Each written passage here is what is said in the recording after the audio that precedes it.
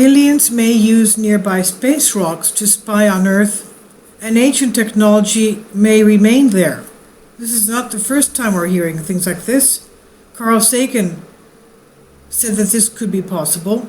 For example, the far side, the backside of the moon, could have some kind of alien technology. If aliens existed, they would be there hiding behind the surface of the moon, the surface that we don't see.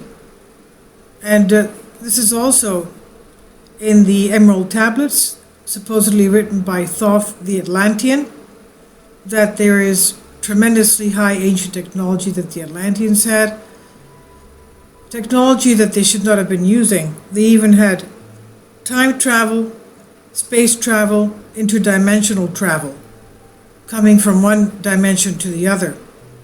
And unfortunately, they were using that to enslave the people of Earth. Now, this is on Mind Unleashed by Jake Anderson. Our ancestors, ancient ancestors, may have been or still are under surveillance by an alien civilization that uses space rocks to keep tabs on Earth.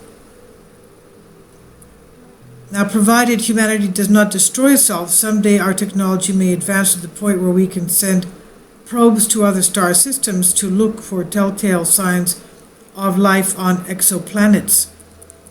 A new idea in physics, however, inverses this hypothetically to suggest that perhaps we or our ancestors may have been or still are under a kind of surveillance by an alien civilization that uses robotic probes to keep tabs on the development of life on Earth.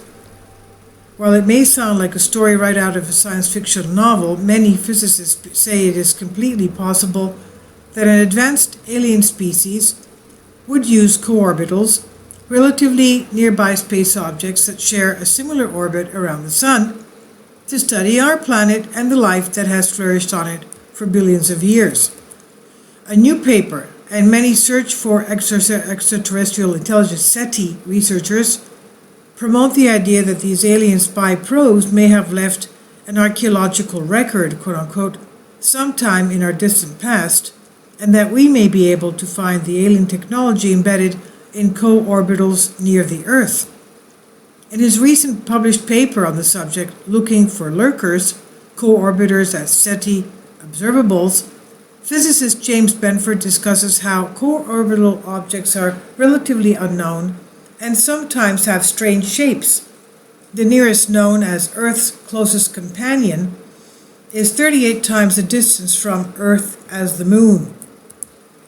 And as it states in the paper's abstract, quote, a recently discovered group of nearby co-orbital objects is an attractive location for extraterrestrial intelligence, ETI, to locate a probe to observe Earth while not being easily seen. These near-Earth objects provide an ideal way to watch our world from a special, secret, natural object that provides resources as an ETA might need, materials, firm anchor, and concealment, end quote. In the future, co-orbitals may turn out to be the ideal hubs for studying the techno-signatures of our neighboring exoplanets. SETI and NASA have already studied the co-orbitals closest to Earth in a focused way, nor have they sent any kind of probe to one. They have never studied the co-orbitals close to Earth in a focused way, nor have they sent any kind of probe to one. Quote, how likely is it that alien probe would be on one of these co-orbitals? Obviously extremely unlikely, end quote, remarked Paul Davies, physicist and astrobiologist at Arizona State University, who has written extensively about the possibility of extraterrestrials. But if it costs very little to go take a look, why not? Even if we don't find ET, we might find something of interest. While finding such a probe may be unlikely, other scientists consider it just as unlikely that in the past 4.5 billion years, no alien species has searched the galaxy for signs of life. If they did, and are advanced enough to develop probes that can study planets, which even in our technological infancy we're already doing, it seems likely they would be interested in a planet like Earth that is so flush with life. Quote, if we don't find anything, that means no one has come to look at the life of Earth for over 1 billion years. This is what Benford says, and that is a big surprise, a stunning thing. Jake Anderson wrote this. It's on it's Creative Commons. It's on The Mind Unleashed.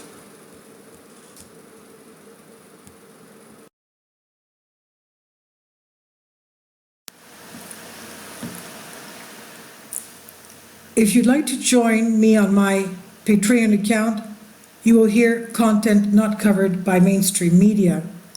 These riveting stories will be based on my research, and I will state my opinions and give my personal insight on diverse and controversial subjects and world events not covered by mainstream media, and not supported by YouTube guidelines. So whatever I have on my Patreon, most of those will not be on my YouTube channel. Please consider becoming a member today. More of the most significant and important videos will be on my Patreon channel. Your support helps me to continue my research and keeps this YouTube channel alive. And we depend on your support, your generous charity, because we help economically challenged families here in Athens, Greece, in Kapota, and we also help the young generation with university tuition and the community around our church. Thank you.